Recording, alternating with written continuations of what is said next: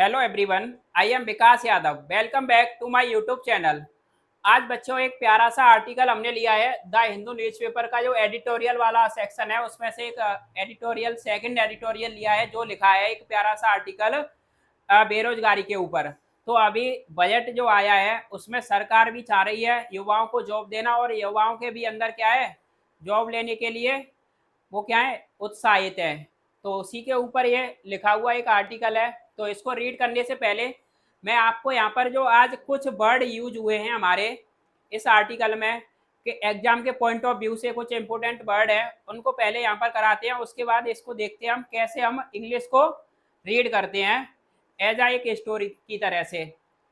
जब भी आप इंग्लिश कभी भी पढ़ोगे तो जब भी आप उसको स्टोरी की तरह से पढ़ोगे तभी आपके समझ में ज़्यादा आएगा। वैसे आप ऊपर से पढ़ोगे और नीचे आते आते सारा कुछ भूल जाओगे। तो जैसे हमारा ये फर्स्ट वर्ड है, स्क्रीन पे आपको दिख रहा होगा पीवट। देखो ये पीवट आपने सुना होगा, जैसे पीवट टेबल होता है।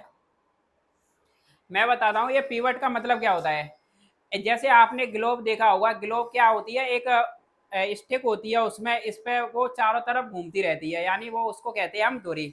तो ऐसे ही ये पीवट एक तरह से एक धुरी होती है और ऐसी जो एकदम क्या कर देती है, टर्न कर देती है, चीज़ों को मोड़ देती है।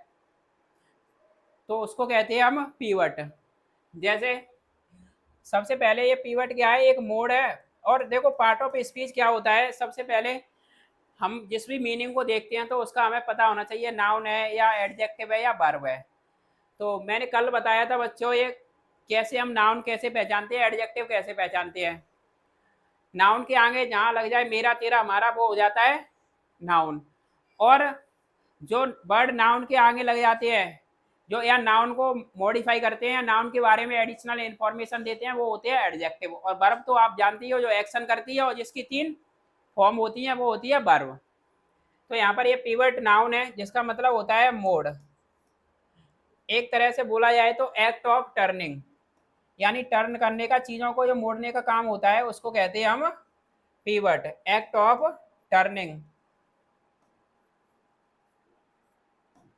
टर्निंग या इस तरह से भी कह सकते हैं टर्निंग पॉइंट।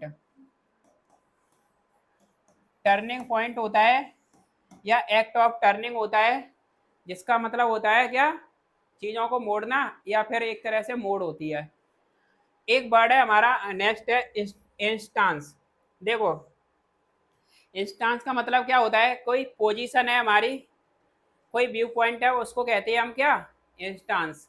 इंस्टांस भी क्या होता है, नाउन होता है जिसको हम क्या कहते हैं, पोजीशन। अब किसी चीज को लेके क्या पोजीशन है आपकी, और हिंदी में बोला जाए तो एक तरह से इसका मतलब होता है, क्या होता है, मुद्रा भी कह देते हैं हिंदी में। क्या कहते हैं, अब किस मुद्रा में हो आप, स्वान निद्रा में हो या फिर चलने की में हो, तो वो वाली पोजीशन होती है क्या, इंस्टांस। देखो सूथिंग, आपने एक वर्ब पढ़ी होगी सूथ, जिसका मतलब होता है शांत करना।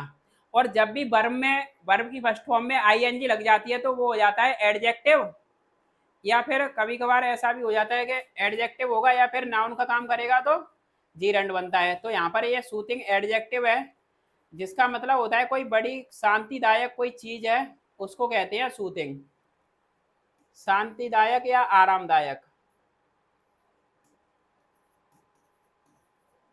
पार्ट ऑफ स्पीच क्या है, ये एडजेक्टिव है। मैं इसके आगे नाउन लगा के देखूंगा तो मुझे पता चल जाएगा ये एडजेक्टिव है कि नहीं है। अब जैसे तुमने देखा होगा कंफर्ट होता है आरामदायक, कंफर्टिंग एडजेक्टिव बना देंगे। कंफर्टिंग। एक होता है पैसिफाइंग।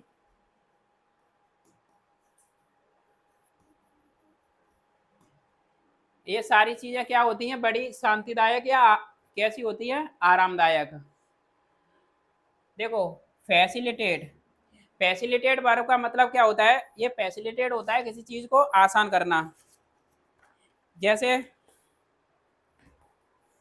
मैं यहाँ पर आपको बताता हूँ ये पार्ट ऑफ स्पीच क्या है, सबसे पहले तो वर्ब है, क्योंकि यहाँ पर क्या है, आसान करना, किसी को इजी बनाना। कोई चीज आपने आसान कर दी, इजी कर दिया, उसको कहते हैं फैसिलिटेट। अब देखो, किसी को आप सपोर्ट कर रहे हो या प्रमोट कर रहे हो तो क्या है वो, आप उसको प्रमोट करके बढ़ावा दे रहे हो, तो क्या हो रहा है, चीजें उसके लिए आसान बना रहे हो।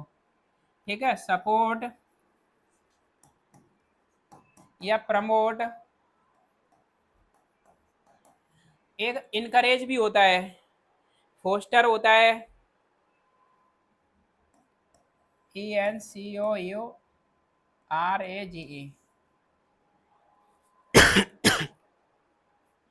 देखो, एंट्रेंट, आपने सुना होगा, एंट्रेंस एग्जाम देते हैं, किसके लिए देते हैं, किसी कॉलेज में जब आप एडमिशन लेते हो या कोई प्रवेश पाने के लिए, तो वहां पर क्या होता है, एंट्रेंस एग्जाम देना पड़ता है। तो एंट्रेंस से ये क्या बना है, एंट्रेंट बना है। एंट्रेंट क्या होता है, हमारा नाउन होता है एक तरह से, इसको हम बोलेंगे जो प्रवेश लेने वाले होते हैं, या प्रवेशी हिंदी में, या फिर न्यू कमर या बिगनर, उनको कहते हैं एंट्रेंट, प्रवेशी। और वैसे क्या बोलते हैं इनको, न्यू कमर यानी नए लोग आने वाले, या बिगनर। बिगनर की क्या होती है, BEGINNER होती है, बिगनर। अगला वर्ड है हमारा स्केल अप करना। देखो, आप स्केल से चीजों को क्या करते हो, मापते हो, और स्केल को जब ऊपर की तरफ जाती है तो क्या हो रहा है, वहां पर वृद्धि हो रही है, इंक्रीमेंट हो रहा है, ऑगमेंट हो रहा है, उसको कहते हैं स्केल अप करना, बढ़ाना। स्केल अप का मतलब क्या होता है, चीजों को बढ़ाना। पार्ट ऑफ स्पीच क्या है, स्केल अप हमारी एक ये फ्रेजल वर्ब है। स्केल अप क्या है हमारी, फ्रेजल वर्ब होती है, जिसका मतलब होता है ramp up, RAMP, ramp up. Ramp up कर दिया आपने, किसी चीज को बढ़ा दिया। ऑगमेंट होता है AGUMENT होती है,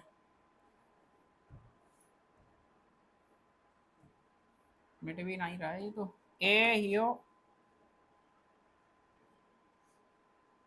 AUGEMENT। ऑगमेंट वृद्धि होती है, इंक्रीमेंट होता है बढ़त होती है, किसी चीज को बढ़ाना।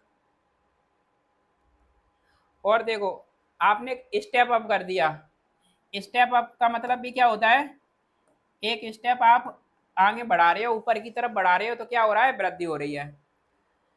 देखो, एक वर्ड है हमारा स्प्रूस अप। स्प्रूस अप का मतलब होता है एक तरह से आप क्या कर रहे हो, किसी चीज को, उसको एक तरह से डेकोरेट करना। स्प्रूस अप का मतलब होता है किसी चीज को सजाना, डेकोरेट करना, या फिर रिनोवेशन, किसी को नया करना। वो भी क्या है, एक हमारी ये भी एक फ्रेजल वर्ब भी है, स्प्रूस अप करना, जिसका मतलब होता है रिनोवेशन।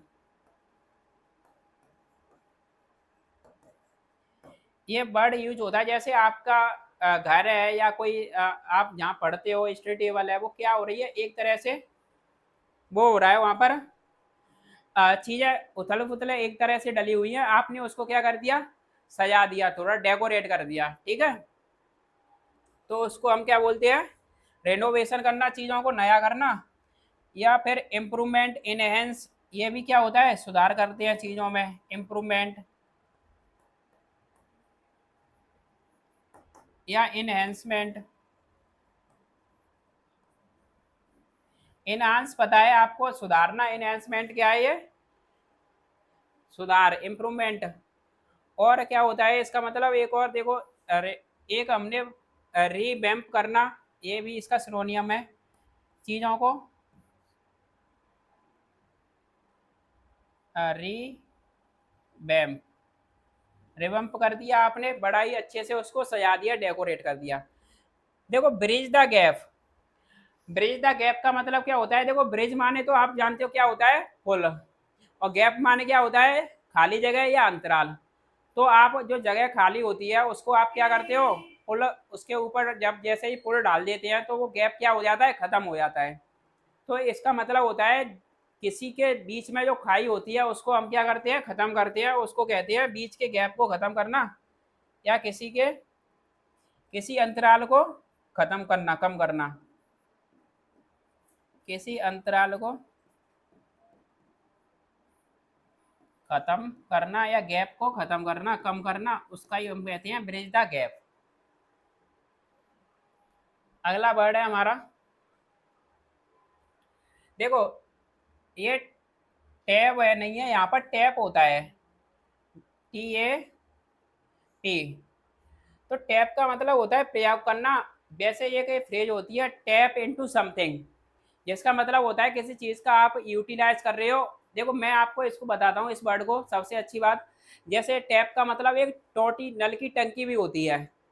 तो आप टंकी में जब उसको लगा देते हो तो आप क्या करते हो, पानी वहाँ से धीमे धीमे निकालते हो, कम कम पानी निकाल के उसको क्या करते रहते हो, यूटिलाइज करते रहते हो या अपने प्रयोग में लाते रहते हो। तो चीज़ों का फायदा उठाना या फिर यूटिलाइज करना, tap into something. Tap into something ये भी एक फ्रेज होती है हमारी, जिसका मतलब होता है यूटिलाइज करना, एक्सप्लॉइट करना, फायदा उठाना।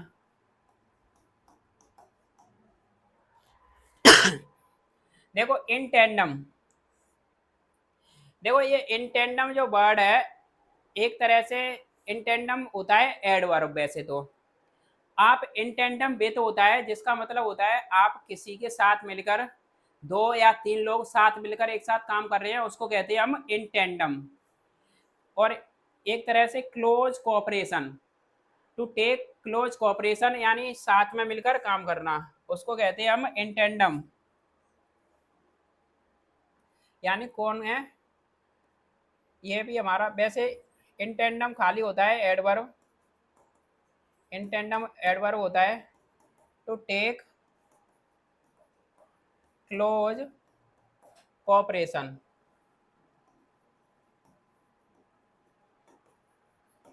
उसको कहते हैं इन टेंडम। या फिर cooperation with, close cooperation with, in tandem with.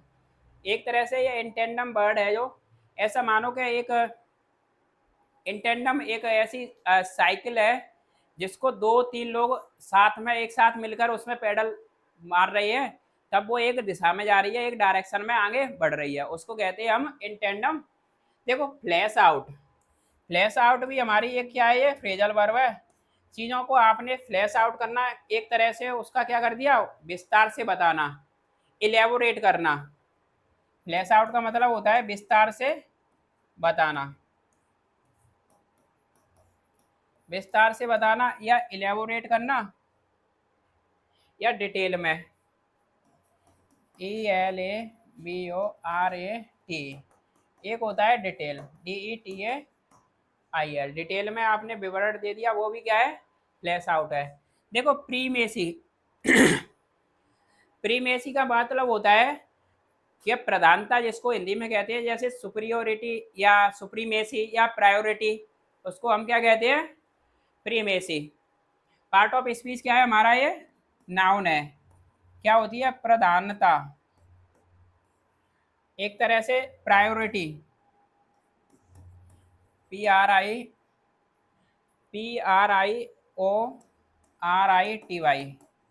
Priority या सुप्रीमेसी, MENCY, सुप्रीमेसी होती है, सुपरियोरिटी होती है, वो सब क्या है, इसके सिनोनियम्स होते हैं। अगला वर्ड है हमारा पेपर ओवर। देखो ये जो पेपर ओवर जो वर्ड है, इसका मतलब क्या होता है, चीज़ों को ढक देना। जैसे आप अभी क्या कर रहे हो, यहाँ पर ऐसे पढ़ाई कर रहे हो, या आप टेबल पे आपके क्या है, बहुत सारी चीज़ें बिखरी पड़ी हुई हैं, और जैसे ही कोई आपके सामने आया तो आपने उस पर क्या रख दिया, पेपर रख दिया, क्या हो गया, पेपर ओवर हो गया। या फिर आप कोई ऐसी बुक्स पढ़ रहे हो जिसमें आपको इंटरेस्ट है लेकिन वो आपके काम की नहीं है, तो चुपके से पढ़ रहे हो, जैसे ही मम्मी या पापा कोई आता है तो आप उसको बुक को क्या रख देते हो, दूसरी बुक रख देते हो उसके ऊपर, तो उसको क्या कर दिया, छुपा दिया, पेपर ओवर कर दिया। पेपर ओवर क्या है, एक हमारा ये भी फ्रेजल वर्ब है, जिसका मतलब होता है टू हाइड समथिंग या cover, to hide something unpleasant, खराब चीज है उसको ही हम क्या कर रहे हैं, ढक रहे हैं। अनप्लीजेंट का मतलब होता है जो अच्छी नहीं है, अनप्लीजेंट, PLEASANT, अनप्लीजेंट फ्रॉम। अच्छा नेक्स्ट वर्ड है हमारा क्रिटिक। देखो क्रिटिक, क्रिटिक आपने सुना होगा, आलोचक जिसका होता है, क्रिटिक क्रिटिसिज्म करते हैं, क्रिटिक्स होती है आलोचना करना। तो क्रिटिक्स, क्रिटिक क्या है? आलोचक है। अब आप किसी की आलोचना करोगे, किसी का आलोचक कब होगे? जब आप उस पर प्रॉपर रिव्यू या उसको देख लोगे पहले, तभी तो आप उसकी क्या कर पाओगे? आलोचना कर पाओगे। तो उसको हम क्या कहते हैं? Analyse, evaluation. ये क्या होता है हमारा? नाउन। इसका मतलब होता है आलोचक। इसका मतलब क्या होता है? रिव्यू। एक क्या होता है? एनालिसिस करना, चीजों को समझना, विश्लेषण करना। इवेल्युएशन। ठीक। देखो catch up with, catch up with का मतलब होता है किसी के बराबरी आना। कैच अप विथ का मतलब क्या होता है? किसी के बराबरी आना या इक्वल होना। जैसे आप किसी को कॉपी कर रहे हो, उसके बराबरी आने के लिए उसको हम कहते हैं catch up with. Catch up with क्या है? हमारी एक फ्रेजल वर्ब होती है, इसका मतलब होता है बराबरी करना। क्या होता है? बराबरी करना। एक तरह से एक वर्ड है हमारा इम्यूलेट करना, EMULATE। आप किसी को कॉपी कर रहे हो, इम्यूलेट कर रहे हो, क्यों कर रहे हो? क्योंकि उसके बराबर आना चाहते हो आप। एक चेस होता है पीछा करना, एक है हमारा ट्राई टू मैच, कोशिश कर रहे हो उससे मैच बिठाने की। देखो ये वर्ड जो हमारा डिस इंसेंटिव लिख रहा है, डिस इंसेंटिव तो आप जानते हो इंसेंटिव कब मिलता है? जब नौकरी करते हैं उसमें इंसेंटिव मिलता है, हमें प्रोत्साहन मिलता है जब हम काम अच्छा करते हैं। और डिस इंसेंटिव का मतलब क्या हो गया? एक तरह से आपको क्या कर दिया? प्रोत्साहन नहीं दिया, या डिस्करेजमेंट, आपको रोक दिया। जैसे ये वर्ड देखो बना कैसे है, डिस प्लस इंसेंटिव, आपको इंसेंटिव लेने से रोक दिया। इसको हम क्या कहते हैं? कोई बाधा आ गई, ऑब्स्टेकल, हिंडर या डिटरेंट। DETERENT, डबल RENT होती है, सॉरी यहाँ पर ये DETERRENT।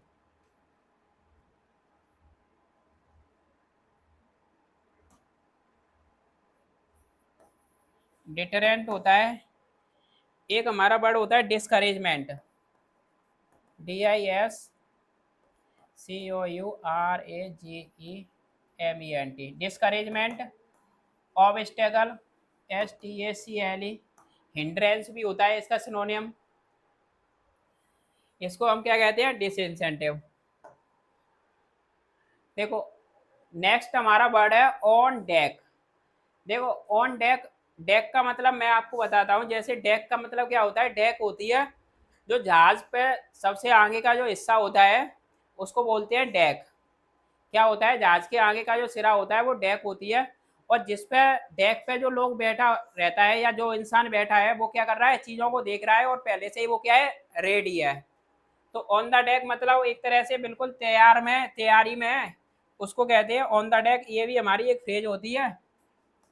इसको हम क्या कहते हैं? कोई चीज बिल्कुल तैयार है, रेडी है या अवेलेबल है, उसको हम कहते हैं ऑन द डेक। या प्रेजेंट है, उपस्थित है। देखो डिस्ट्रेस, डिस्ट्रेस का मतलब आप जानते हो डिस्ट्रेस क्या होता है? परेशानी, बड़ी कोई कठिनाई होती है उसको कहते हैं डिस्ट्रेस। डिस्ट्रेस क्या है? एक नाउन है, क्योंकि परेशानी, हमारी परेशानी, तुम्हारी परेशानी, इस तरह से हम इसको बोल सकते हैं। ये क्या मतलब होता है? हार्डशिप, कोई कठिनाई है या डिफिकल्टी है। या फिर एक और वर्ड है इसके लिए, ट्रबल होता है परेशानी, TROUBLE, DIFFICULT, बाई डिफिकल्टी। देखो ये रोल आउट, रोल आउट भी हमारी एक फ्रेजल वर्ब होती है। Roll out, roll back. Roll out का बिल्कुल उल्टा होता है रोल बैक। रोल बैक का मतलब होता है कैंसिल करना, रोल आउट का मतलब होता है चीज़ों को शुरू करना, लॉन्च करना। और ये रोल बैक है हमारा, इसका बिल्कुल अपोजिट है, जो इसका एंटोनियम लग जाएगा। ये भी एक फ्रेजल वर्ब भी होती है, जिसका मतलब होता है चीजों को कैंसिल करना। देखो स्पुर, स्पुर वर्ब है हमारी, जिसका मतलब होता है उकसाना। आप किसी को उकसा रहे हो, मोटिवेट कर रहे हो, प्रेरित कर रहे हो, उसको हम क्या कहेंगे? स्पुर बोलेंगे। पार्ट ऑफ स्पीच क्या है हमारा? ये वर्ब क्या होता है? उकसाना। इसको हम क्या कह सकते हैं? आपने किसी को प्रेरित कर दिया, या मोटिवेट कर दिया, या उसको इनकरेज कर दिया, सब क्या होते हैं? इसके सिनोनियम होते हैं। एक अच्छा सा सिनोनियम है stimulate, STIMULATE, stimulate, motivate, stimulate और इनकरेज, NCOURAG। नज, नज का मतलब क्या होता है? नज वर्ब है, जिसका मतलब होता है किसी को धकेलना, पुश करना, पॉक करना। पॉक का मतलब भी होता है चीज़ों को आप बड़ी उसमें ज़मीन में जाके कुरेद रहे हो, ये क्या होता है? नज करना, धकेलना किसी को, या आपने पुश कर दिया, PUSH। पॉक एक होता है अर्ज, URGE। देखो at the margins, at the margins, आप किसी भी चीज़ में जो मार्जिन्स लेते हो, या फिर पेज पे एक मार्जिन्स हम देते हैं, मार्जिन तो कुछ लिमिटेड होता है, कुछ हद तक होता है, कुछ सीमा में होता है। तो कुछ लिमिट तक, कुछ हद तक जब बढ़ाते हैं तो उसको कहते हैं to a small extent, EXTENT, कुछ हद तक बढ़ाना। देखो एक्सपीडिशियसली, इसका मतलब क्या होता है? एक्सपेडाइट एक वर्ब होती है, उससे ये बना है एक्सपेडिशियसली, जो है एक एडवर्ब है, जिसका मतलब होता है किसी काम को बहुत जल्दी करना, क्विकली, फास्टन, या फिर प्रॉम्प्टली, QUICKLY, क्विकली होता है। एक होता है promptly, rapidly, RAPIDLY, rapidly. Prompt होता है शीघ्रता से, प्रॉम्प्टली क्या है? एडवर्ब है, PROMPTLY। देखो एक वर्ड है हमारा, लास्ट वर्ड है ये, फोस्टर। फोस्टर का मतलब होता है जैसे आप किसी का पेरेंट्स बच्चे का क्या करते हैं? लालन पालन करते हैं, उसका बड़ा करते हैं, उसको ही कहते हैं हम फोस्टर। किसी का लालन पालन करना या पालन पोषण करना, नर्चर करना, ये क्या होता है? फोस्टर। पालन पोषण करना, नर्चर, NURTURE, नर्चर होता है। और एक हमारा वर्ड होता है प्रमोट, PROMOTE, प्रमोट होता है। तो बच्चों मैं उम्मीद करता हूँ यहाँ पर तुम्हारे कुछ समझ में आया होगा। और मैंने आर्टिकल को रीड करने से पहले हमने क्या कर दिया है? पहले आपको यहाँ पर वर्ड बता दिए हैं। अब चलो अपना आर्टिकल हम रीड करते हैं, ठीक है? तो क्या है हमारा ये? Impatience with jobs. देखो इम्पेशेंस का मतलब क्या होता है? जैसे आपने एक वर्ड सुना होगा, पेशेंस। पेशेंस का मतलब होता है धैर्य, और इम्पेशेंस का है जिसमें धैर्य नहीं है, जो बिल्कुल क्या है? सब्र नहीं है इसके अंदर, बिल्कुल बेसब्री से है, उसको कहते हैं इम्पेशेंस। तो देखो ये कहाँ पर बात कर रहा है? इम्पेशेंस है, बड़ी ही बेसब्री बनी हुई है जॉब्स के साथ, नौकरियों को लेकर। और कहाँ पर है बेसब्री? जो है बजट स्पीच में, जो अभी बजट आया है उसमें, यानी सरकार ने जो बजट पेश किया है उसमें भी। और युवाओं के बीच भी क्या है? बड़ी बेसब्री है जॉब को लेके, युवा भी चाहते हैं नौकरी मिले, और सरकार भी चाह रही है क्या है? कि ज़्यादा से ज़्यादा यूथ को एम्प्लॉयमेंट मिले, रोजगार मिले। तो उसी को लेकर ये बड़ी बेसब्री जताई जा रही है, उसके ऊपर ये आर्टिकल लिखा हुआ है। इसका टाइटल पैराग्राफ देखते हैं और हमें यहाँ से पता चलेगा। जैसे union budget's stress on employment is good, a lot more needs to be done. तो ये क्या कह रहा है? केंद्र सरकार के जो बजट का जो स्ट्रेस है, जो इम्पेसिस, स्ट्रेस का मतलब होता है इम्पेसिस, दबाव, PHASIS। एम्फेसिस का मतलब होता है जोर देना या दबाव डालना। जो जोर है या दबाव है कहाँ पर? एम्प्लॉयमेंट पर, रोजगार पर। वो कैसा है? अच्छा है, गुड है। लेकिन अभी आगे क्या बता रहा है? अ लॉट मोर, और इससे भी और भी ज्यादा। अ लॉट मोर, इससे भी और भी ज्यादा नीड्स है, आवश्यकता है। टू बी डन, यानी किए जाने की और भी ज्यादा, इससे भी ज्यादा और किए जाने की आवश्यकता है। टू बी मोर हमें क्या बता रहा है? ये परफेक्ट जीरंड है, सॉरी इन्फिनेटिव। क्या है? इन्फिनेटिव। टू बी डन, अभी क्या हुआ है? अभी और ज्यादा किए जाने की आवश्यकता है। तो देखो मैं सबसे पहले आपको यहाँ पर एक सब्जेक्ट और एक वर्ब को आइडेंटिफाई करके बताते हैं, फिर देखो ये सेंटेंस हमें कितना इजी लगने लगता है। जैसे मुझे यहाँ पर पता चला कि केंद्र सरकार के बजट पर जो स्ट्रेस था, जो इम्पेसिस था, जोर था, वो कैसा है? इज गुड, यानी अच्छा है। तो हमें सबसे पहले पता चला ये तो हमारा क्या था? सब्जेक्ट। और इज हमारी क्या थी? ये वर्ब थी। अब जैसे मुझे सब्जेक्ट और वर्ब को आइडेंटिफाई किया मैंने, तो मुझे कैसे पता चल गया? सेंटेंस का मुझे थोड़ा सा सार समझ में आ गया। क्या है? बजट पर जो जोर दिया गया था, जोर कहाँ पर लगा था? एम्प्लॉयमेंट यानी रोजगार पर, वो अच्छा था या अच्छा है। अब फिर दूसरा हमारा अलॉट मोर। अलॉट मोर का मतलब होता है इससे भी अधिक। तो ये भी हमारा क्या है? यहाँ पर एक सब्जेक्ट है, अलॉट मोर ये पूरा। और नीड्स हमारी इसकी क्या है? ये वर्ब है। तो देखो अलॉट मोर इसका मतलब है और भी अधिक, लेकिन लग कैसा रहा है? ये प्लूरल। लेकिन एक्चुअल में ये अलॉट मोर होता है और भी अधिक, जो उसका मतलब है सिंगुलर। इसकी वजह से क्यों है सिंगुलर? क्योंकि हमें यहाँ पर वर्ब की फर्स्ट फॉर्म में क्या लगा है? एस लगा हुआ है। तब जब वर्ब की फर्स्ट फॉर्म में एस या ई एस होती है तो वो क्या होता है? प्रेजेंट इंडेफिनिट का सिंपल सेंटेंस होता है। और ओनली सिंगुलर सब्जेक्ट होते हैं, वहां पर हम क्या लगाते हैं? एस या ई एस लगाते हैं। तो देखो मैं सबसे पहले आपसे बार बार यही बोलता हूँ कि आप जब भी इंग्लिश को पढ़ना शुरू करते हो तो सबसे पहले एक सब्जेक्ट और एक वर्ब को आइडेंटिफाई करना सीखो। अगर आप चाहते हो इंग्लिश के सार को समझना, उसकी आत्मा को समझना, तो एक सब्जेक्ट और एक वर्ब को आइडेंटिफाई करना बड़ा मैंडेटरी है। जैसे ही हम सब्जेक्ट और वर्ब को आइडेंटिफाई करते हैं तो हमें पता चल जाता है करने वाला कौन है और काम क्या हो रहा है। इससे हमें कम से कम 80% अंडरस्टैंडिंग आ जाती है। तो सही इसी तरह से सब्जेक्ट और वर्ब को मार्क करते हुए चलेंगे और इसको कंटिन्यू करते हैं, ठीक है?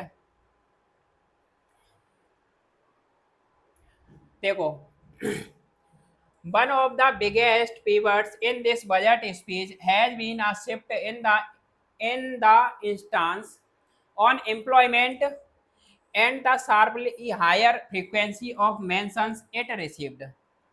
तो ये क्या कह रहा है? वन यानी जो एक है, कहाँ से एक है?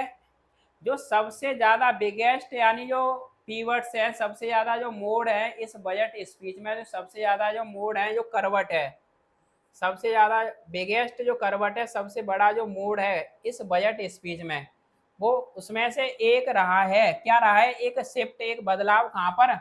एम्प्लॉयमेंट की पोजीशन पर, यानी रोजगार की पोजीशन पर।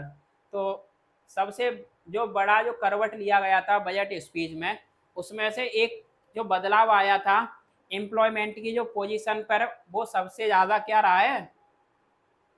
चेंज रहा है। और शार्पली, बड़ी तेजी से, बार बार इसकी जिक्र भी किया गया है। बार बार फ्रीक्वेंसी ऑफ मेंशन, यानी किसी चीज़ का बार बार जिक्र किया गया था। और जो इसने इट रिसीव्ड, जो इसने प्राप्त किया था, जो इसने प्राप्त किया था, इसका बार बार क्या हुआ है? जिक्र भी हुआ है तेजी से। अब देखो यहाँ पर सबसे पहले मैं बताऊंगा, वन यहाँ पर हमारा सब्जेक्ट है और वन की वर्ब है हमारी हैज बीन। ये हमारी पूरी क्या है? हैज बीन एक वर्ब है यहाँ पर। फिर उसके बाद में इट है हमारा दूसरा सब्जेक्ट और इसकी वर्ब है रिसीव्ड। क्या है? रिसीव्ड। अब देखो यहाँ पर employment was the central theme of the budget, यानी जो रोजगार है वो क्या है? बजट का मुख्य भाग था या मुख्य केंद्र था, सेंट्रल थीम थी बजट की। उसके बाद में दैट प्लेस्ड, जो प्लेस हो गया है, जिसने स्थान ले लिया है, क्या स्थान लिया है? कि prime minister's package to facilitate jobs and skills on the top of its list of soothing promises. अब जो प्राइम मिनिस्टर का जो प्रधानमंत्री का जो पैकेज है, किसके लिए वो पैकेज? आसान बनाने के लिए जॉब के और स्किल्स को, जॉब और स्किल्स को आसान बनाने के लिए जो एक पैकेज है जिसने स्थान लिया है, उसमें सूथिंग प्रोमिसेस की जो एक लिस्ट है, यानी बड़े ही शांतिदायक, बड़ी ही आरामदायक जो वादे, यानी शांत करने वाली जो चीज़ें थी, उनकी जो उसकी लिस्ट की जो टॉप पर था वो क्या था? सबसे टॉप पर है जॉब और स्किल्स। सबसे टॉप पर कहाँ रखे थे? जो सूथिंग प्रोमिसेस, यानी उन्होंने बड़े ही शांतिदायक या आरामदायक जो प्रोमिसेस की जो लिस्ट आई थी, तो उसके टॉप पर जॉब्स और स्किल्स को रखा था। आगे हम इसको देखते हैं। देखो दैट प्लेस, ये क्या है इसकी? दैट सब्जेक्ट है, प्लेस क्या है? वर्ब है। The proposed 2 lakh crore package seeks to help 4.1 crore youth over 5 years with 3 employment linked incentive schemes।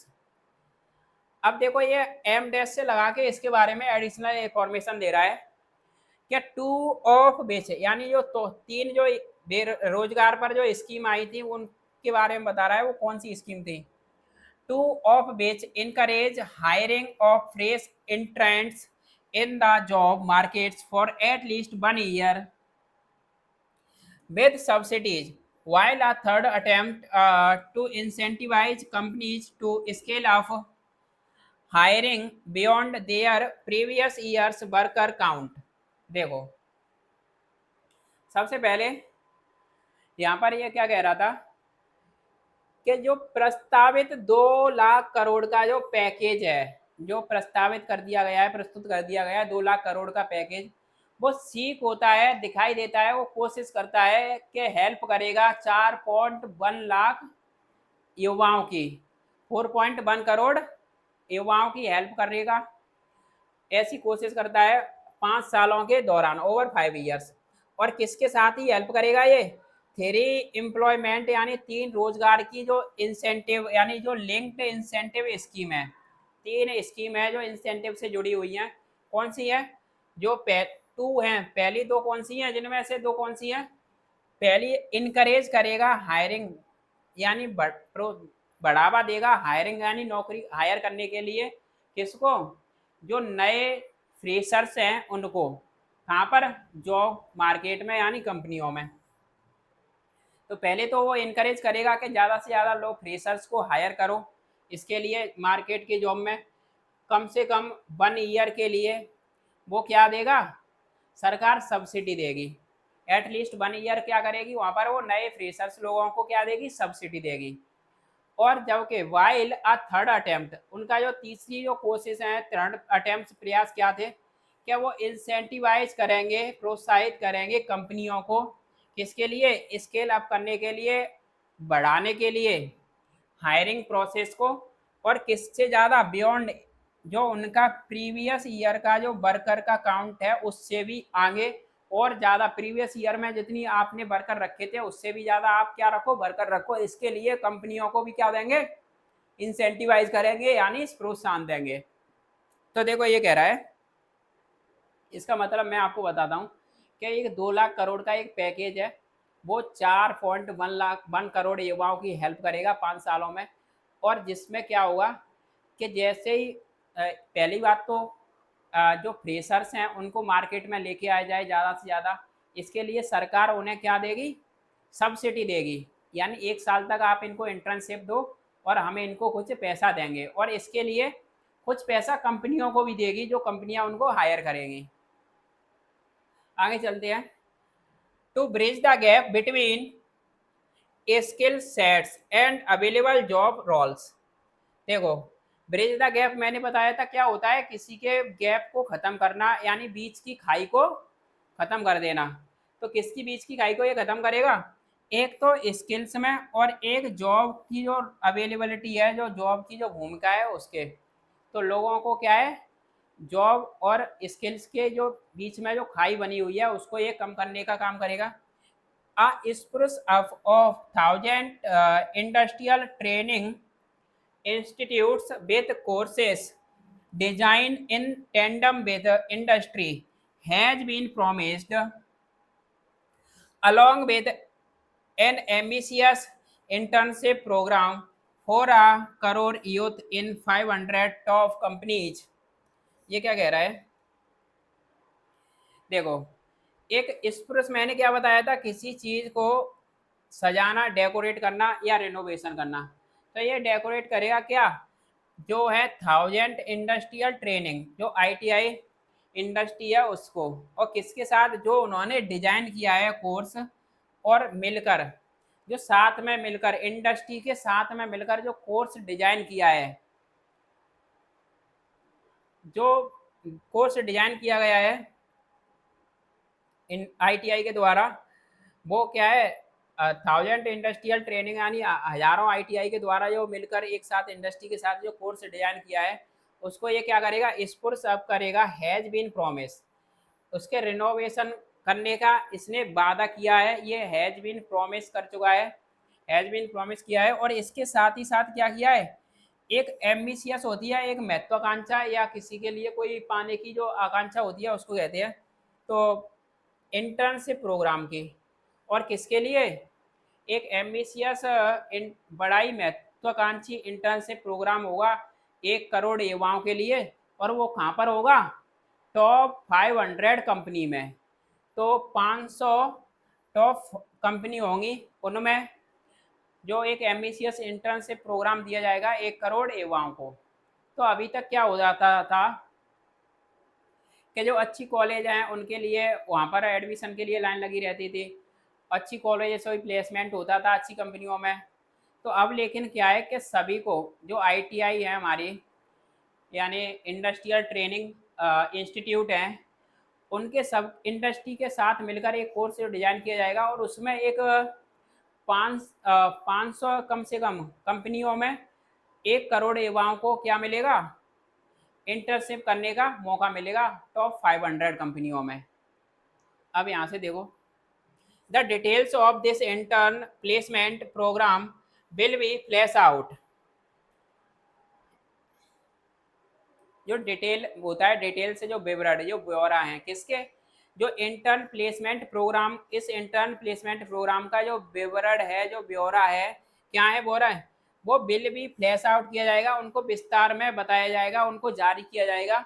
लेकिन जो सेंटर हैज प्रोमिस्ड, सेंटर क्या कर चुका है, वादा कर चुका है कि हम बियर करेंगे, सेंटर केंद्र सरकार ने कह दिया है कि हम सहेंगे एक बल्क ऑफ स्टाइपेंड इन्वॉल्व, यानी बल्क में स्टाइपेंड लोगों को हम क्या करेंगे, उनका खर्चा बैन करेंगे, जो स्कॉलरशिप के तौर पर आते हैं उनको हम क्या करेंगे, बैन करेंगे उनके खर्चे को।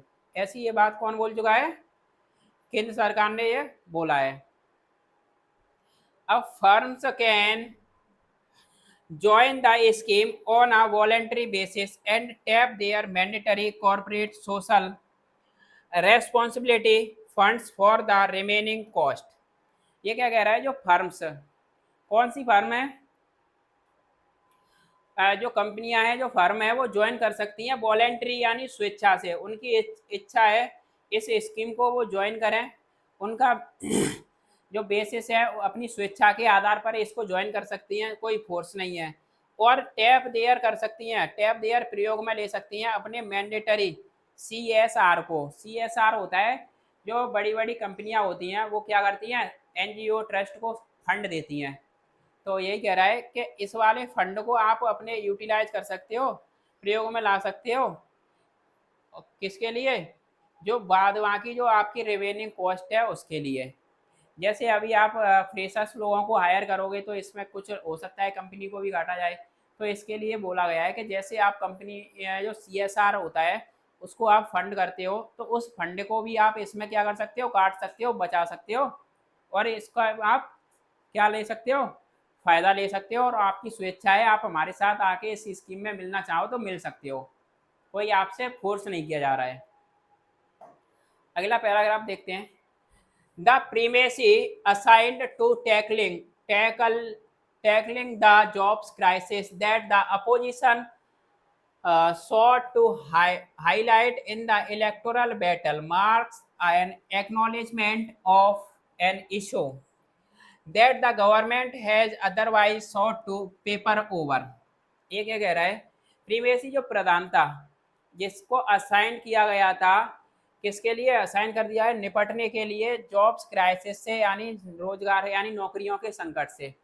क्या है कि जो अपोजिशन है वो क्या कर रही है, कोशिश कर रही है, सी की सेकंड फॉर्म है कोशिश शॉर्ट, ये कोशिश कर रही है हाईलाइट करने की, कहाँ पर, चुनावी क्षेत्र में, इलेक्टोरल बैटल यानी चुनावी क्षेत्र, चुनाव के दौरान ये क्या कर रही है अपोजिशन, उसको हाईलाइट कर रही है, बेरोजगारी को बता रही है, और ये प्रीमेसी मार्क करती है, चिन्हित करती है, एक निशान छोड़ती है किसका, एक मान लेने का, एक मुद्दे को, एक एक्नॉलेजमेंट है ऑफ एन इशू, एक इशू का एक एक्नॉलेजमेंट, एक मान लेना कि जो गवर्नमेंट है वो कोशिश कर रही है छुपाने की, अदरवाइज अन्यथा गवर्नमेंट भी, द गवर्नमेंट हैज, जो गवर्नमेंट है, जो सरकार है, अन्यथा ये भी क्या करेगी, कोशिश कर चुकी है किसके लिए, पेपर ओवर करने के लिए। बेरोजगारी पर क्या होती है, सरकार भी बात नहीं करती है, वैसे ही गोल गोल घुमाती रहती है कि हमने ये नौकरियां दी, यहाँ पर नौकरियां दी, इतने लोगों को हमने रोजगार प्रोवाइड करा दिया, लेकिन रियलिटी में ये क्या करती रहती है, उस चीज़ों से बचती रहती है, छिपती रहती है। पेपर ओवर का मतलब टू हाइड समथिंग, तो ये कह रहा है अन्यथा गवर्नमेंट भी उन चीज़ों को पेपर ओवर कर सकती है, छिपा सकती है। तो अपोजिशन ने इस चीज़ को ज़्यादा हाईलाइट किया था युद्ध क्षेत्र, सॉरी चुनावी चुनावी क्षेत्र में, चुनाव के दौरान। तो ये प्रीमेसी यहाँ पर सब्जेक्ट है, इसकी वर्ब है मार्क्स, और यहाँ पर जो अपोजिशन है उसकी वर्ब है शॉर्ट, जो अपोजिशन कोशिश कर रहा था किसके लिए, हाईलाइट करने के लिए, उजागर करने के लिए, एम्प्लॉयमेंट पर बात करे सरकार। अब देखो आगे, to be clear, critics of jobless growth are not unique to this government. ये कह रहा है टू बी क्लियर, स्पष्ट होना, क्या स्पष्ट होना, जो जॉबलेस ग्रोथ का जो आलोचक है, जो एनालिसिस करने वाले जो लोग हैं, जो क्या है, क्रिटिक्स आर नॉट यूनिक, ये आलोचक यूनिक नहीं है इस सरकार के लिए, और भी दूसरी सरकार है वहाँ पर भी क्या रहता है, जॉबलेस ग्रोथ रहती है, यानी जॉब की वहाँ पर भी कमी रहती है, तो ये कैसा है, यूनिक नहीं है, इस सरकार में ये चीज़ स्पष्ट होती है। अब देखो ये बता रहा है एमडेस लगा के क्या है, even the UPA had faced similar bars, जबकि जो यूपीए की गवर्नमेंट थी उसने भी फेस किया था, सामना किया था इसी तरह के कुछ आरोपों का। तो यहाँ पर ये जॉबलेस जो ग्रोथ दिखाई जा रही है इसी सरकार की बात नहीं है, इससे पहले भी जो सरकार थी यूपीए की उसमें भी ये दिखाया गया था, इसने भी कुछ इसी तरह के आरोप क्या किए थे, फेस किए थे। यहाँ पर भी क्या है, वहाँ पर भी जॉब की, एम्प्लॉयमेंट की कमी दिखाई गई थी, बेरोजगारी पर बोला जाता था, बात नहीं करती है सरकार, तो ये तो आरोप चलते रहते हैं। अब देखो यहाँ पर इनका रीजन बताता है कि ये कैसे ख़त्म कैसे होगा, क्या करना चाहिए सरकार को, ये सब्सिडी के अलावा और भी क्या करना है, तो अभी ये इस पैराग्राफ में पता चलेगा। Part of the problem has been investors' preference for capital intensive investment, not in the least because India's labor laws are not yet to catch with the rest of the liberalized economy, acting as a disincentive against creating larger units with more hands on deck। ये कह रहा है जो part, किसका part है, समस्या का जो हिस्सा है, हैज बीन रहा है इन्वेस्टर्स की प्रेफरेंस, जो इन्वेस्टर्स की प्रेफरेंस क्या रहती है कि वो कैपिटल को, पूंजी को निवेश करने का उनका इरादा रहता है, निवेशकों का, बड़ी बड़ी जैसे फर्म है, कंपनी है, वहाँ पर उनको दिखता है प्रोडक्शन हो रहा है, वहाँ पर क्या करते हैं, इन्वेस्टर आके पैसा इन्वेस्ट करते हैं, कोई भी एजुकेशन पर या शिक्षा पर पैसा इन्वेस्ट नहीं करता है। तो यही बता रहा है, ये भी एक समस्या का हिस्सा है कि जो इन्वेस्टर्स की जो चॉइस रहती है कैपिटल इन्वेस्टमेंट के लिए, वो क्या रहती है, कैपिटल इंटेंसिव इन्वेस्टमेंट, इन्वेस्टमेंट के लिए जो उनकी प्रेफरेंस है, जो चॉइस है, वो भी एक क्या है, हिस्सा है समस्या का। अब यहाँ से बता रहा है not in the list because, यानी specially not in the list, यानी स्पेशली खास तौर पर, क्योंकि कि जो, और स्पेशली इससे भी अलग और क्या बता रहा है प्रेफरेंस से इन्वेस्टर की, कि इंडिया के जो लेबर लॉ यानी कानून, श्रम के जो कानून है, वो अभी तक आर येट टू, अभी तक क्या है, कैच अप विद है, बराबर बराबरी में आने के लिए अभी क्या है वो, अभी भी वो बराबरी में नहीं आ पाए हैं, किसके, जो बाकी का जो उदारीकृत वाली जो अर्थव्यवस्था है उसके बराबर अभी आना ये क्या है, बाकी है। और एक्ट करते हुए किसके रूप में, एक डिस इंसेंटिव डिस्करेजमेंट के तौर पर, जो है किसके खिलाफ, क्रिएट करना, पैदा करना एक लार्जर बड़ी यूनिट, किसके साथ मिलकर, कई सारे लोगों के साथ मिलकर, ऑन द डेक यानी तैयार रहना। ऑन द डेक मतलब, तो ये कह रहा है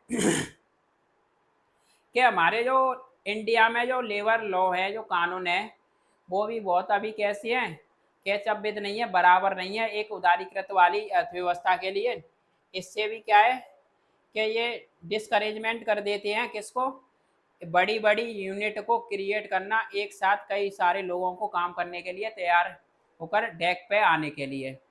देखो जैसे आपने देखा होगा कि छोटी छोटी संस्थाएं होती हैं या इंडस्ट्री होती हैं, उनमें 10 या 20 लोग काम करते हैं, तो वहाँ पर क्या है, उनको किसी भी कर्मचारी का पीएफ के लिए, ईएसआई के लिए, या फिर उनके लिए अलग से कोई प्रावधान नहीं रहता है। जैसे ही आपकी 20 लोगों से ज़्यादा बड़ी कंपनी होती है तो आपको पीएफ भी देना पड़ेगा, ईएसआई देना पड़ेगा, ग्रेचुइटी देनी पड़ती है, बहुत सारे झमेले होते हैं। तो इससे क्या है, सब लोग बचते हैं। वो क्या करते हैं, 20-20 लोगों की इंडस्ट्री एक क्रिएट कर देते हैं, 10 या 20 लोगों की। तो ये भी एक बड़ी समस्या है। एक है ना, जो निवेश करने वाले लोग होते हैं वो बड़ी बड़ी फर्मों में निवेश करते हैं। अब देखो, the distress in recent years has perhaps been more acute। जो परेशानी है हाल ही के सालों में, वो शायद रही है अधिक तेज। हाल ही के सालों में जो परेशानी है वो शायद अधिक तेज रही है, क्योंकि informal sectors that accounts for a bulk of India's job also took a hit from successive shocks such as demonetization, the GST rollout, and the COVID-19 pandemic lockdowns। अब ये कह रहा है हाल ही के सालों में जो परेशानी तेज क्यों रही है, क्योंकि जो इनफॉर्मल सेक्टर्स था, इनफॉर्मल सेक्टर कौन से होते हैं, जहाँ पर कम लोगों का समूह होता है, 10 या 20 लोगों की एक कंपनी होती है। तो क्यों रहा है इनफॉर्मल सेक्टर, क्योंकि इनफॉर्मल सेक्टर जिम्मेदार है, अकाउंट फॉर, उत्तरदायी है किसके लिए, ये हिसाब देता है या सबसे ज़्यादा अकाउंट फॉर होता है जो बल्क में इंडिया की जॉब्स, नौकरियों के लिए सबसे ज़्यादा हमें इनफॉर्मल सेक्टर में ही जॉब मिलेगी। छोटे छोटे जो उद्योग धंधे होते हैं उनमें बहुत सारे लोग काम करते हैं। तो ये छोटे जो उद्योग धंधे हैं वो क्या हुए, इनफॉर्मल सेक्टर भी टुक अ हिट, ये प्रभावित हुआ है कहाँ से, जो लगातार इसके झटके, जो शॉक से यानी लगातार झटकों से ये प्रभावित हुआ है इनफॉर्मल सेक्टर। इसकी वजह से भी ये क्या हुआ है, हाल ही के सालों में परेशानी दिखी है। अब क्यों ये इनफॉर्मल सेक्टर क्यों इसको झटके लगे थे लगातार, सच है किसके तौर पर, जैसे डिमोनेटाइजेशन हो गया, फिर जीएसटी लगा दी गई, उसके बाद में कोविड-19 का जो पैंडेमिक लॉकडाउन लग गया था, कोविड आ गया था। तो इससे हमारे जो छोटे छोटे जो इनफॉर्मल जो सेक्टर थे वो बंद हो गए, इससे वहाँ पर और ज़्यादा बेरोजगारी बढ़ गई लोगों के बीच में। लास्ट पैराग्राफ है अब हमारा, इसको देखते हैं। Plans two is for private investment through incentives have focused on production levels rather than new jobs. ये कह रहा है जो योजनाएं हैं, प्लान है, किसके लिए, बढ़ाने के लिए, मोटिवेट करने के लिए प्राइवेट इन्वेस्टमेंट में, इन्वेस्टमेंट यानी प्राइवेट जो निजी निवेशकों को मोटिवेट करने के जो प्लान थे, किसके माध्यम से, इंसेंटिव्स के माध्यम से। उनका फोकस रहा है कहाँ पर है, उन्होंने फोकस कर चुके हैं प्रोडक्शन पर। तो हमारा जो प्लान्स है, जो योजनाएं हैं अभी तक, उनका फोकस कहाँ पर रहा है, प्रोडक्शन लेवल पर, प्रोडक्शन को बढ़ाना, रेदर देन किसके, न्यू जॉब्स के। तो नई जॉबें पैदा करने के इससे ज़्यादा ध्यान कहाँ पर दिया है, प्रोडक्शन लेवल पर, कि जितना प्रोडक्शन, जैसे कोई कंपनी ज़्यादा प्रोडक्शन कर रही है, कोई कंपनी ज़्यादा मोबाइल बना रही है, उसको इतनी ज़्यादा और क्या कर रहे हैं, सब्सिडी दे रहे हैं। लेकिन ये नहीं देख रहे नई जॉब क्रिएट हो रही है कि नहीं है, लेकिन वो प्रोडक्शन करती जा रही है, उसको आप बहुत ज़्यादा क्या दे रहे हो, सब्सिडी दे रहे हो, इंसेंटिव दे रहे हो। तो अभी तक उस पर ही ध्यान दिया है, लेकिन नई जॉब्स पर ध्यान नहीं दिया है। अब देखो आगे बता रहा है, with even with even rating measures terming India's high youth unemployment as a structural threat to its long-term growth potential. The results of this package of good intent that officials believe can nudge hiring plans at the margins will be watched. अब देखो इसको वेद के साथ ही किसके साथ ही यहाँ तक के बड़ी बड़ी जो रेटिंग मेजर्स यानी रेट करने वाली जो बड़ी कंपनियां हैं उनको टर्म कर दिया गया, नाम दे दिया गया कि इंडिया का जो सबसे ज़्यादा हाई यूथ अनएम्प्लॉयमेंट है, जो ज़्यादा बहुत ज़्यादा इंडिया का जो युवा बेरोजगार है, वो क्यों है? क्योंकि इसका एक संरचनात्मक स्ट्रक्चरल थ्रेट है, खतरा है, चुनौती है। क्या चुनौती है? कि इसके लॉन्ग टर्म में इसका जो इसके लॉन्ग टर्म में जो विकास की जो संभावनाएं, जो पोटेंशियल है, वो क्या है? इसके स्ट्रक्चरल ढांचे में और लॉन्ग टर्म में उसके लिए क्या है? खतरा है। अब देखो द रिजल्ट और किसका ये परिणाम? एक गुड इंटेंट के पैकेज का जो परिणाम है, जो परिणाम ऑफिशियल जो अधिकारी जो क्या करते हैं, विश्वास करते हैं कि दैट कैन नज, ये पुश करेगा हायरिंग प्लान्स को, हायर करने की जो योजनाओं को ये थोड़ा पुश कर सकता है, ऐसा ऑफिशियल अधिकारियों ने बिलीव करते हैं। एट द मार्जिन्स यानी कुछ हद तक, और जो रिजल्ट है वो विल बी वॉच्ड यानी उस रिजल्ट को देखा जाएगा। तो सबसे पहले देखो यहाँ पर जो हमारा ऑफिशियल्स हैं इनकी वर्ब है हमारी ऑफिसर की बिलीव, दैट हमारी है सब्जेक्ट, इसकी वर्ब है दैट कैन नज हायरिंग प्लान्स यानी हायरिंग प्लान्स को पुश कर सकते हैं, पोक कर सकते हैं।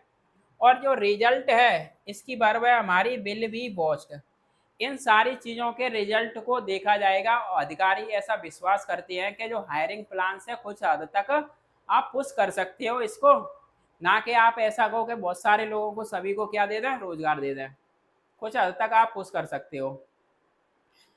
But for the broader employment outlook to pick up the government must do more including filling lakhs of vacancies in its own ranks expeditiously। देखो सबसे पहले बट फॉर यानी सिवाय, किसके सिवाय?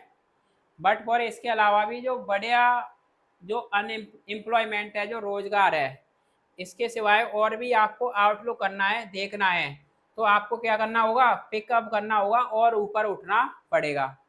तो आप अगर देखना चाहते हो ब्रॉडर एम्प्लॉयमेंट और ज़्यादा रोजगार, तो आउटलुक करो और पिकअप करो, अपने आप को और ऊपर उठाओ। इसके सिवाय अब गवर्नमेंट को मस्ट करना चाहिए डू, क्या करना चाहिए?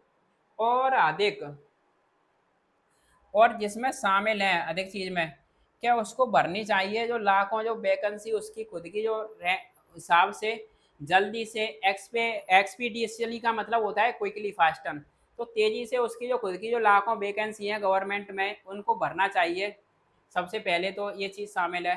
फिर उसके बाद में ये कह रहा है fostering conditions to boost consumption as most critical, as the private sector shall neither feel the need to expand capacity nor hire more people without that triggered just to avail a subsidy। ये क्या कह रहा है? Poster मैंने बताया था किसी को प्रमोट करना, बढ़ावा देना, तो बढ़ावा देते हुए, प्रमोट करते हुए, नर्चर करते हुए कौन सी कंडीशंस को, शर्तों को, जो क्या शर्तें हैं कि बूस्ट करें, आप कंजम्पशन को बढ़ाएं, उपभोग करना, जो उपभोक्ता हैं उनके उपभोग को, कंजम्पशन को, खपत को आप बढ़ाओ। और क्या करो? ये फोस्टरिंग जो है सबसे अधिक प्रमोट करना जो अधिक क्रिटिकल है, सबसे अधिक क्रिटिकल है, सीरियस है। क्यों है सीरियस? क्योंकि प्राइवेट जो सेक्टर होते हैं, निजी जो सेक्टर होते हैं, वो ना तो उन्होंने फील करेंगे क्या जो ज़रूरत को, किसकी ज़रूरत? क्या कैपेसिटी बढ़ाने की, क्या लेबर की जो कैपेसिटी है प्राइवेट सेक्टर फील नहीं करते हैं, क्या उनको उसको बढ़ाना चाहिए, और ना ही वो हायर करेंगे अधिक लोगों को।